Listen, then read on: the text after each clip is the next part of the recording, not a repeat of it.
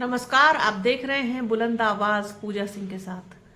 दोस्तों, आज के वीडियो में बात करेंगे मिल्कीपुर विधानसभा चुनाव, जिसमें बसपा नहीं है।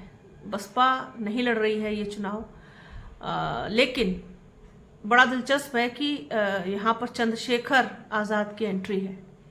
चंद्रशेखर आज़ाद यहाँ से अपना प्रत्याशी उतारेंगे। बहुजन समाज पार्टी ने पहले ही ऐलान कर दिया था, जब 9 विधानसभा उपचुनाव के नतीजे आए थे। बसपा सुप्रीमो मायावती ने प्रेस कॉन्फ्रेंस की थी, नतीजों पर समीक्षा की थी, बहुत सोचा समझा होगा, विचारा होगा। उसके बाद ये फैसला लिया गया था कि अब बसपा कोई भी उपचुनाव नहीं लड़ेगी। बसपा पहले भी उपचुनाव नहीं लड़ती थी।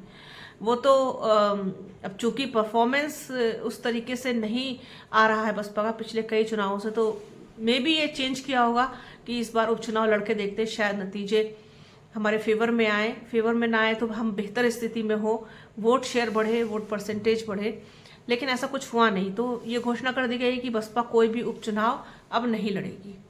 उस वजह से बसपा तो फाइट में नहीं है, बसपा मैदान में नहीं है, लेकिन बसपा का वोटर तो है। अब वो वोटर किधर जाएगा, किसके साथ जाएगा मिल्कीपुर में, क्योंकि मिल्कीपुर का जो समीकरण है वो बड़ा ही बेतरतीब सा समीकरण है। उसमें आप ये देखिए कि सबसे ज़्यादा वोट शेयर जो है, वोट परसेंटेज, वो यादव वोट बैंक है। यादवों का सबसे ज़्यादा वोट है वहाँ पर। उसके बाद पासी हैं, उसके बाद ब्राह्मण भी बड़ी संख्या में है, फिर आपके गैर पासी दलित वोट भी है, जिसमें कोरी, खटीक, धानुक ये सब आ जाते हैं, वो वाले हैं, ये भी बड़ी संख्या में है। मुस्लिम है, इतनी संख्या में नहीं है लेकिन फिर भी हैं। अब डिपेंड करेगा कि भारतीय जनता पार्टी कैंडिडेट क्या उतारती है। वैसे तो सारी परिस्थितियां जो फेवर में है वो ज़्यादातर भारतीय जनता पार्टी के, ऊपर से उपचुनाव है, लेकिन समाजवादी पार्टी के लिए भी कहीं ना कहीं प्रतिष्ठा का एक कहना चाहिए विषय बन गया है अवधेश प्रसाद की वजह से।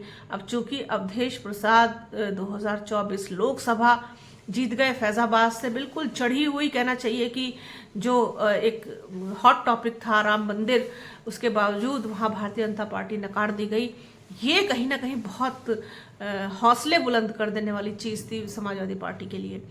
तो उसको ही लेकर के, और फिर जिस तरीके से अखिलेश यादव ने प्रेजेंट किया पूरी संसद में, अवधेश प्रसाद को साथ साथ लेके चले, साथ साथ उनको बिठाया, अपने बगल में बिठाया, कहना चाहिए कि एक पूरा चेहरा उन्होंने बना दिया कि देखिए हम जो हैं दलितों के साथ हैं, और दलित कैंडिडेट हमने यहाँ से दिया, और उसने भारतीय जनता पार्टी को पटखनी दी यहाँ पे संविधान के नाम पर, और तमाम चीज़ें वो सब हुई। तो अवधेश प्रसाद एक बहुत ब्राइट और जगमग चेहरा बन गए। हालांकि पहले भी जीत के विधायक रह चुके हैं, लेकिन सांसद बन के जब संसद पहुंचे तो फिर उनकी शख्सियत ही दूसरी थी।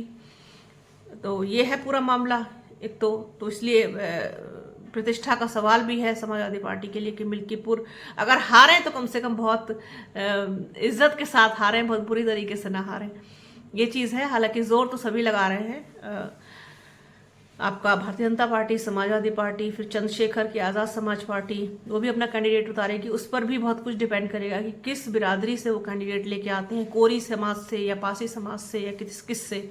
अभी उन्होंने अपने पत्ते नहीं खोले हैं, तो किसका कितना परसेंटेज है, किसका कितना वोट है, वो आपको बताते हैं। साथ ही साथ जिस तरीके से चंद्रशेखर की जब एंट्री हो गई है, तो जो दलित वोट है डेफिनेटली बटेगा, इसमें कोई शक नहीं है। जो आपका क्या कहते हैं भारतीय जनता पार्टी के साथ जाता है पासी, अगर वो पासी कैंडिडेट लेके आएंगे, कोरी कैंडिडेट लेके आएंगे, तो डेफिनेटली वो तो जाएगा ही जाएगा। साथ ही साथ चंद्रशेखर का खुद का पार्टी होने की वजह से, सिंबल होने की वजह से, वो भी फायदा उनको मिल सकता है वहां पर। अब वो किसका नुकसान ज्यादा करेंगे, समाजवादी पार्टी का या फिर भारतीय जनता पार्टी का, ये भी एक बड़ा प्रश्न है, सोचने वाली बात है। तो चलिए आपको बताते हैं पहले कि किसका कितना वोट है। सबसे ज़्यादा वोट है वहाँ पर यादव वोट बैंक है, सबसे ज़्यादा यादवों की संख्या है, 65,000 से ज़्यादा यादव मतदाता हैं। अगर भारतीय जनता पार्टी कोई यादव कैंडिडेट देती है तो जाहिर सी बात है ये भी बटेंगे।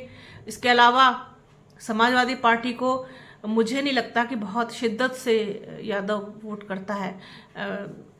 थोड़ा बहुत करे तो करे, क्योंकि मैंने जो पर्सनली देखा है बहुत सारी जगहों पर चुनाव, तो यादव वोट बैंक में बिखराव हो जाता है। जैसे मुस्लिम समाज एक मुश्त होकर के समाजवादी पार्टी को वोट करता है, उस तरीके से यादव वोट बैंक वो कैंडिडेट देख करके फिर भारतीय जनता पार्टी की का सिंबल देख के फिसल जाता है। मुझे ऐसा लगता है, रोक नहीं पाता अपने आप को कि हम कमल के फूल का बटन दबाएं। तो ये चीज़ है। उसके साथ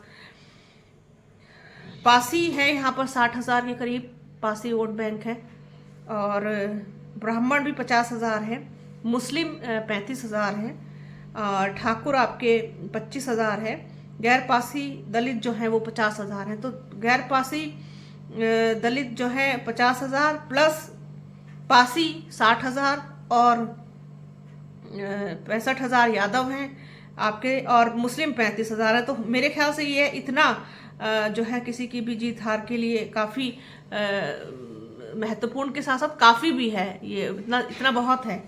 अब चूंकि अवधेश प्रसाद खुद पासी हैं, अब पासी वैसे तो बीजेपी का वोटर है, लेकिन अब यहाँ पर अवधेश प्रसाद पासी हैं। अब कोई और पासी अगर वो उतार दें मैदान में बीजेपी या फिर चंद्रशेखर, तो बंटवारा हो सकता है। तो मतलब ये बंटवारे का खेल है बेसिकली, ये जो वोट बैंक है ये बंटवारे का खेल है सारा, सब चीज़ों का। अब चौरसिया जो है वो 15,000 है, वैश्य 12,000 है। तो ये है यादव, पासी, ब्राह्मण, मुस्लिम, ठाकुर, गैर पासी, दलित, चौरसिया और वैश्य। ये थोड़ा बहुत इसमें ऊपर ही होंगे, इस जो जितना मैंने बताया है उससे कम नहीं होंगे। तो चंद्रशेखर के कैंडिडेट पर, भारतीय जनता पार्टी के कैंडिडेट पर बहुत कुछ डिपेंड करता है। फिर बसपा रेस में नहीं है, बसपा का जो वोट बैंक है वो किसके साथ जाएगा ये देखने वाली बात होगी, क्योंकि मैंने जैसा कि बताया कि अवधेश प्रसाद का संविधान के नाम पर दलित वोट बैंक जो है वो काफ़ी शिफ्ट हुआ था समाजवादी पार्टी में।